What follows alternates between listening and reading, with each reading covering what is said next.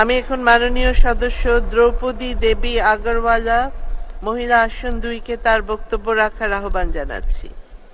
আপনার সময় 7 মিনিট।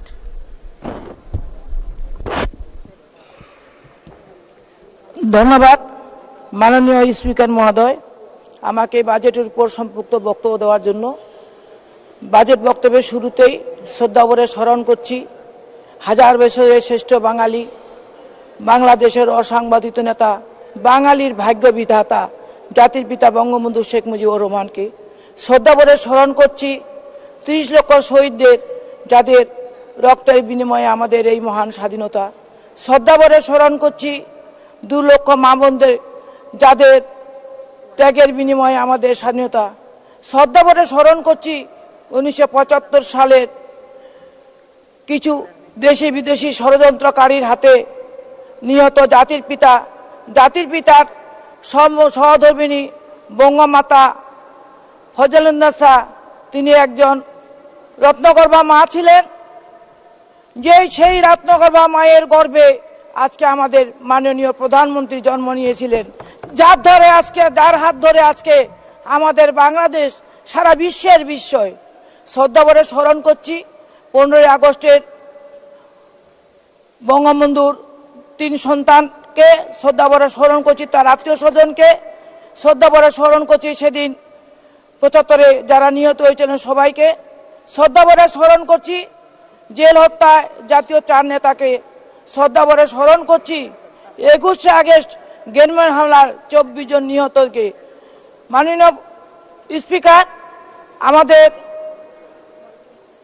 অর্থমন্ত্রী আমাদের একটি সুন্দর যুগোপযোগী এবং জাতির প্রত্যাশার একটি বাজেট আমাদের কাছে পেশ করেছেন। এই বাজেটটি আকারে ছোট হলেও আজকে বাঙালি জাতির প্রত্যাশা পূরণের একটি বাজেট দিয়েছেন। আমি বলবো যে আজকে দেখেন বাংলাদেশে দ্রব্যমূল্য বৃদ্ধি পেয়েছে, এটা আমাদের সবার কাছেই খারাপ লাগে, কিন্তু আজকে দেখেন 2020 সালের করোনা ভাইরাস, ইউক্রেন যুদ্ধ, আবার আপনার মিডল ইস্টের যুদ্ধ, এসব মিলে সারা বিশ্বেই আজকে দ্রব্যমূল্যের জিনিসের দাম বেশি, ডলার সংকট, নানা রকম সংকটের কারণে আমাদের দ্রব্যমূল্য বেড়েছে। তবে আমাদের বঙ্গবন্ধু তনয়া মাননীয় প্রধানমন্ত্রীর হাত ধরে আমরা যেদিনকে সারা বিশ্ব বলেছিল যে করোনায় বাংলাদেশে না হলেও 1 কোটি লোক মারা যাবে, সেদিন আমার মাননীয় প্রধানমন্ত্রী বলেছিলেন আমরা যুদ্ধ করে দেশ স্বাধীন করেছি, আমরা করোনাকেও পরাভূত করব।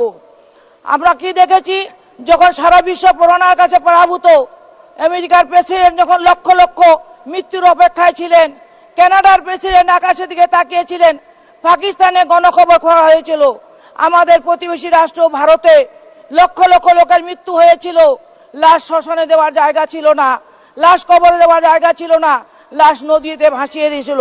ঠিক সেই মুহূর্তে আমাদের মাননীয় প্রধানমন্ত্রী কি করলেন, যে আমাদেরকে যখন সারা বিশ্বে অর্থের বিনিময়ে করোনার টিকা দেওয়া হয়, তখন আমাদের মাননীয় প্রধানমন্ত্রী বিনামূল্যে আমাদের আপন জনসাধারণকে আমাদের করোনার টিকা দিয়ে আমাদের প্রাণ রক্ষা করেছেন। মৃত্যুর সংখ্যা আমাদের 30,000 কোটায় পৌঁছায়নি। তারপরে তিনি কি করেছেন, যখন আমরা কর্মজীবী মানুষ কর্মহীন হয়ে পড়ি, তখন মাননীয় প্রধানমন্ত্রী একটি উদ্যোগ নিয়েছিলেন, যেটি ছিল যে সময়ের দাবি খাবার যাবে বাড়ি বাড়ি। সেদিনকে একটি লোক অনাহারে মারা যায়নি। আমরা কি দেখেছি, যে আজকে বাংলাদেশ যখন করোনার থেকে আমরা পরিত্রাণ পেয়েছি, আমাদের অর্থনীতি কিছুটা মন্দা হলো, কিন্তু সারা বিশ্বের থেকে আজকে বাংলাদেশ একটি অনেক উন্নত, যার আমাদেরকে জাতিসংঘ পর্যন্ত আমাদেরকে সংজ্ঞায়িত করেছে যে বাংলাদেশ একটি উন্নয়নশীল রাষ্ট্র, উন্নত রাষ্ট্র। কয়েকদিন আগে আমাদের মাননীয় প্রধানমন্ত্রীকে তারা আবারও সাধুবাদ জানিয়েছেন এই উন্নয়নের জন্য। তাই আমি বলবো যে বিরোধী দল আমাদের যে অপ্রত্যাশিত আয়ের জন্য তারা মন্তব্য করেছেন যে দুর্নীতিকে প্রশ্রয় দেওয়া হয়েছে, তাই আমি আজকে মির্জা ফখরুল সাহেবের উদ্দেশ্যে বলতে চাই যে 2001 সালে আপনারা ক্ষমতায় যাওয়ার পরে আপনারা যখন বাজেট দিয়েছিলেন, তখন কিন্তু বাজেটে কিন্তু কালো টাকা সাদা করার সুযোগ দিয়েছিলেন। তৎকালীন প্রধানমন্ত্রী, আপনাদের প্রধানমন্ত্রী খালেদা জিয়া একজন রাষ্ট্রপ্রধান হয়েও তিনি কালো টাকা সাদা করেছিলেন। এটা বিশ্বে নজিরবিহীন একটি স্থাপন করেছিলেন। ধিক্কার জানাই আমি আজকে বিরোধী দলকে, যারা আমাদের এই বাজেটকে নিয়ে সমালোচনা করে। আজকে দেখেন বাজেট দেখেন, আমাদের মাননীয় প্রধানমন্ত্রী আজকে গরিব দুঃখী মেহনতি মানুষের প্রধানমন্ত্রী, তিনি ভূমিহীনদেরকে ভূমি দিয়ে বাড়ি করে দিয়েছেন। তিনি আজকে বয়স্ক ভাতা, বিধবা ভাতা, প্রতিবন্ধী ভাতা, হরিজন ভাতা, বেদে ভাতা, বিভিন্ন ভাতা করেছেন। এই ভাতাভোগী আওতায় কিন্তু আজকে তিনি বাড়িয়ে দিয়েছেন।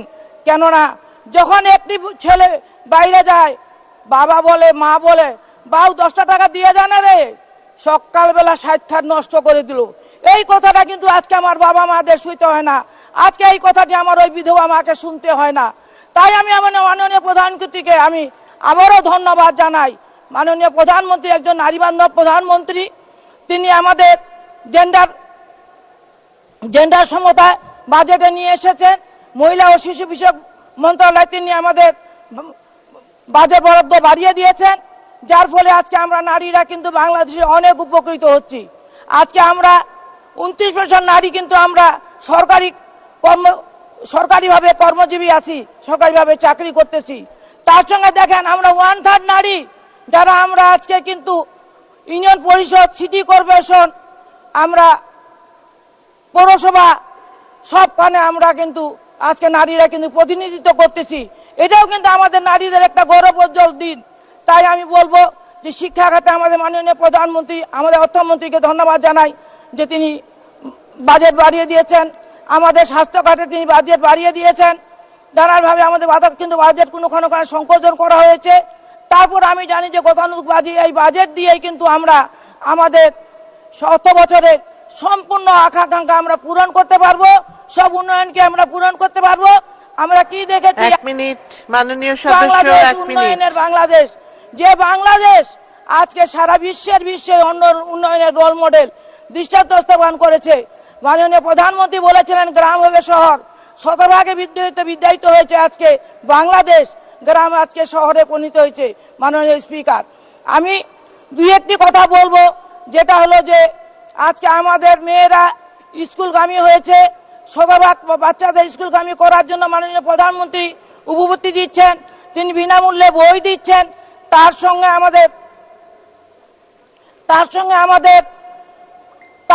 আমাদের মেয়েদের কিন্তু শতভাগ ছেলেদের থেকে মেয়েরা কিন্তু আজকে স্কুলগামী বেশি হয়েছে। এটা আমরা একটা দৃষ্টান্ত স্থাপন করতে পেরেছি। যখন আমি ম্যাট্রিক পরীক্ষা দেই, তখন কিন্তু পাকিস্তান আমলে আমরা 3টা মেয়ে ম্যাট্রিক পরীক্ষা দিয়েছিলাম। আজকে কিন্তু হাজার হাজার মেয়েরা কিন্তু এসএসসি পরীক্ষা, এইচএসসি পরীক্ষা, মাস্টার্স অনার্স পাস করতেছে। এটা কার জন্য? একমাত্র আমার মাননীয় প্রধানমন্ত্রীর জন্য, যিনি। মাননীয় সদস্য, আপনার সময় শেষ হয়েছে, 1 মিনিটে শেষ করুন। তো আমি আরেকটি কথা বলতে চাই, যেটি হলো যে আমাদের সংসদ সদস্যদের যে গাড়ি দেওয়া হয়েছে, এই গাড়িটি কিন্তু আমাদের শুল্কমুক্ত ছিল। এবারে বাজেটে আমাদের গাড়ির জন্য শুল্ক ধরা হয়েছে। এই শুল্কটার জন্য আমাদের জন্য মৌকুব করা হয়, কেননা এটা কিন্তু আমাদের সম্মানের জিনিস। মাননীয় প্রধানমন্ত্রী কিন্তু আমাদেরকে সম্মান করে এই গাড়িটি দিয়েছেন। এই গাড়িটার আমরা করমুক্ত গাড়ি চাই, এই দাবি। তার সঙ্গে আমি জয় বাংলা, জয় বঙ্গবন্ধু, জয় হোক আমার বাংলাদেশের মাননীয় প্রধানমন্ত্রীকে ধন্যবাদ জানাই। ধন্যবাদ মাননীয় সদস্য।